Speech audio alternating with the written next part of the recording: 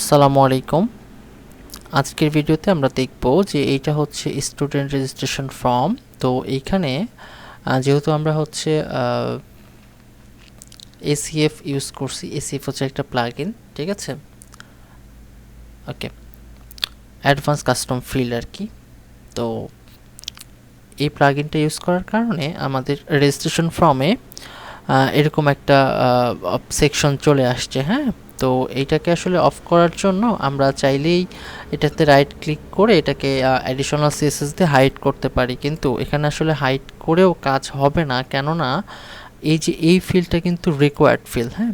তো এই ফিল্ডটা যদি একটু ইন্সপেক্ট করি তাহলে দেখতে পাবো যে যেখানে রিকোয়ার্ড, হ্যাঁ। তো যেহেতু রিকোয়ার্ড সেহেতু আসলে আমরা চাইলে এটাকে যদি হাইড করি, হাইড করতে পারবো, বাট আমরা এখানে রেজিস্ট্রেশন করতে পারবো না। তো এই জন্য করতে হবে কি, এই টোটাল সেকশনটা থিম থেকে বা হচ্ছে যেটা প্লাগইন, এই প্লাগইন থেকে এটাকে অফ করে দিতে হবে, হ্যাঁ। তো এই জন্য আমাকে কিছু কাস্টম কোড করতে হবে বা ওই কোডটুকু হাইড করে দিতে হবে। তো এটার জন্য আমি কি করব, আমি প্রথমে চলে যাচ্ছি হচ্ছে আমাদের towkit.com ফোল্ডার, বা এটাই হচ্ছে আমাদের ওয়েবসাইট। এরপরে চলে যাব WP কন্টেন্ট, তারপরেই প্লাগইনস, যেহেতু এটা টিউটর প্লাগইনে গেলাম, যাবার পরে টেমপ্লেটসে যাবার পরে ড্যাশবোর্ডে যাব। এখানে আমরা একটা পেজ দেখতে পাবো, সেটা হচ্ছে রেজিস্ট্রেশন পিএইচপি। রাইট ক্লিক করে এডিট করছি, হ্যাঁ।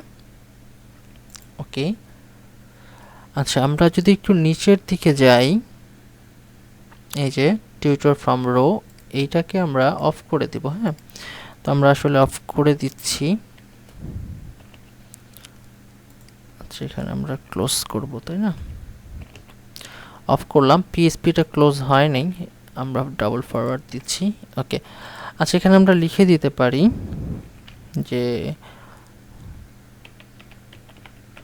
Social section hide.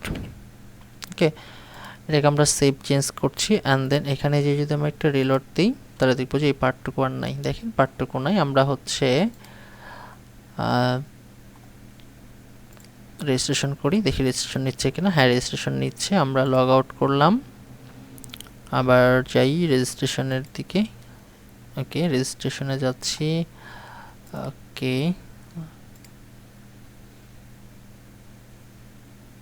হ্যাঁ, এটা খুব স্মুথলি রেজিস্ট্রেশন হয়ে যাচ্ছে। তো এই ছিল মূলত আজকের ভিডিও। নেক্সট ভিডিওতে আমরা অন্য কোনো টপিক নিয়ে আলোচনা করব। সেই পর্যন্ত সবাই ভালো থাকবেন। আল্লাহ হাফেজ।